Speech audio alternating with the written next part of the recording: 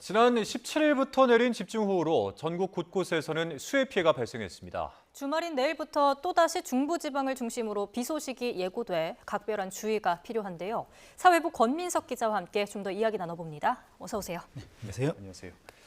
자, 지금은 수도권의 이 비 상태가 소강 상태인데 지난 이틀 동안 비가 많이 내리면서 어느 지역은 600mm 이상도 내렸더라고요. 피해 상황 한번 정리해 주시죠. 네, YTN에 들어온 제보 영상 함께 보시면서 다시 정리해드리겠습니다. 예.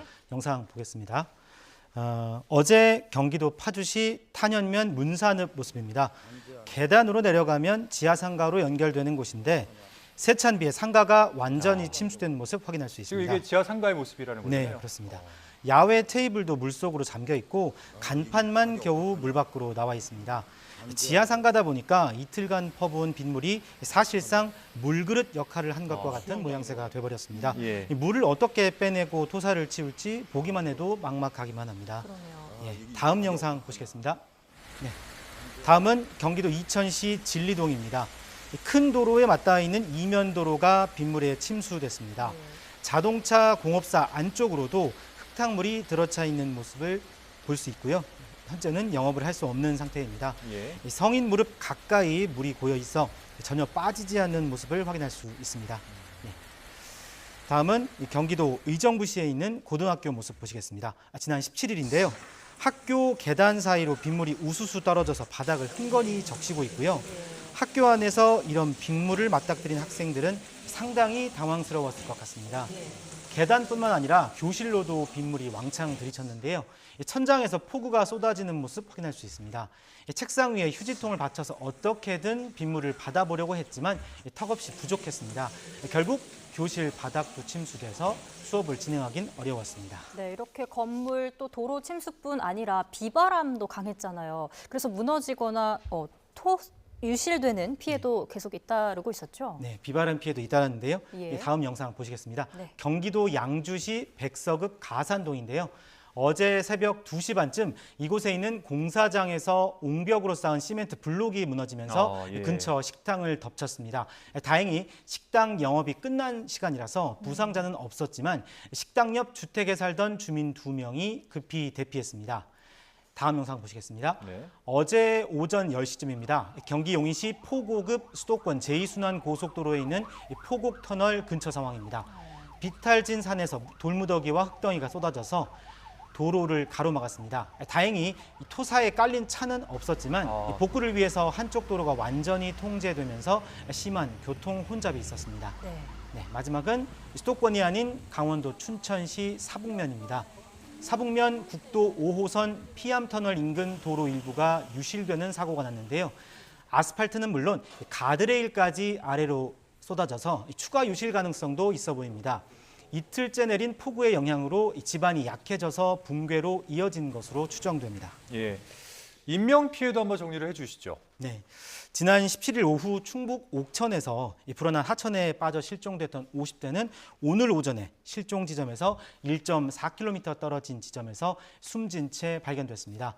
또 어제 경기 안성시 고삼저수지 낚시터에서 폭우 속에 배가 전복되는 사고가 발생해서 2명이 실종됐는데요. 40대 낚시객과 60대 낚시터 관리인입니다. 아직까지 발견되지 않아서 이틀째 수색 작업이 진행되고 있습니다. 영상 보면서 또 설명드리겠습니다. 예. 소방당국이 고립된 인명을 구조하는 일도 있었는데 어제 오전 경기 파주시에 있는 공장 컨테이너 현장입니다. 소방대원들이 불어난 물에 고무보트를 띄워서 컨테이너에 접근했고 저 컨테이너에 갇혀있던 외국인 근로자 5명이 보트를 타고 무사히 빠져나올 수 있었습니다. 네, 얼마나 무서웠을지 정말 상상조차 하기 싫은데 이 발생한 피해가 지금 얼마나 누적이 된 겁니까? 네, 오늘 오전 11시 기준인데요. 중앙재난안전대책본부는 전국에서 주택 455채가 침수 피해를 입었다고 밝혔습니다. 예. 오전 11시 기준입니다. 네. 또 전국도로 364개소가 유실되거나 침수됐고 경기와 전남, 충남 등에서 농작물 1,323헥타르가 침수된 거로 잠정 집계됐습니다. 축구장 2,000개를 넘는 면적입니다. 집중호우로 지금까지 대피한 사람은 1,945명에 이르고 이 가운데 656명이 귀가하지 못한 것으로 파악됐습니다. 예. 교육부도 지난 17일부터 오늘 오전 10시까지 전국 124개 교에서 침수와 누수 등 시설 피해가 발생했다고 설명했습니다. 지역별로는 많은 비가 집중된 경기도가 60개 교로 가장 시설 피해가 컸습니다. 그러니까 비가 이렇게 순식간에 퍼붓는 거를 극한호우라고 하잖아요. 이 극한호우로 또 차량 침수도 대규모로 발생을 했다고 하는데 어떤 내용인가요? 순식간에 비가 퍼붓다 보니까 차를 예. 미처 빼지 못해서 침수 피해도 많이 발생하거든요. 네네. 그림 보면서 설명드리겠습니다. 어제 경기도 오산시 오산천 상황입니다. 급격히 불어난 물이 교각 바로 아래까지 차올라서 위태로워 보입니다. 하천 한가운데 물에 잠겨버린 흰색 차량, 이 지붕만 빼꼼히 떠 있죠. 차 높이까지 다 찼네요. 지금. 네, 예. 하천 근처에서 미처 차를 빼지 못해서 이 침수 피해를 당한 것으로 보입니다. 지난 6일부터 오늘 오후 3시까지 국내 손해보험사 12곳에 침수 피해 등이 접수된 차량은 모두 3,230대로 집계됐습니다. 추정 손해액은 약 292억 원입니다. 예. 어제 오전 9시 기준 집계보다 약 800대가 증가했습니다. 이달 말까지 전국적인 장마가 예상되는 만큼 피해가 더 커질 우려도 있어 보입니다. 네, 불어난 물에 차가 급격하게 침수가 된다면 즉시 또 신속한 대피가 중요해 보이고요. 피해가 이렇게나 큽니다. 그런데 주말에 또 비 소식이 있어 걱정되거든요. 네, 오늘은 장마전선이 남아있기 때문에 수도권은 대체로 소강 상태를 보였거든요. 예. 대신에 제주와 전남에 강한 비가 내렸습니다. 다만 오후에는 전국적으로 빗줄기가 약해졌는데요. 그런데 기상청은 내일부터 다시 정체전선이 활성화하면서 중부지방을 중심으로 많은 비를 뿌릴 것으로 예상했습니다. 내일 밤부터 수도권과 강원도, 모레 새벽부터 충청권과 경북 북부에 강하고 많은 비가 내릴 것으로 보입니다. 예.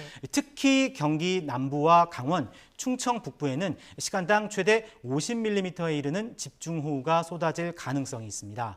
주말 비 소식이 특히나 우려되는 건 최근 많은 비가 내린 지역을 중심으로 또다시 장대비가 쏟아질 거란 예상 때문입니다.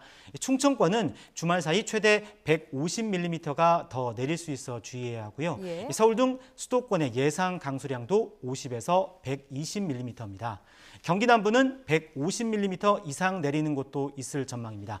그제와 어제 발생한 피해의 복구 작업을 시작하기도 전에 집중호우가 추가되는 상황이라 각별한 주의가 필요해 보입니다. 네, 또 다가오는 주말에는 곳곳에 큰 비가 예정되어 있고 또 이달 말까지 전국적인 장마가 예상된다고 합니다. 비 피해 없도록 다들 준비를 잘 하셔야 될 것 같습니다. 지금까지 사회부 권민석 기자였습니다. 고맙습니다.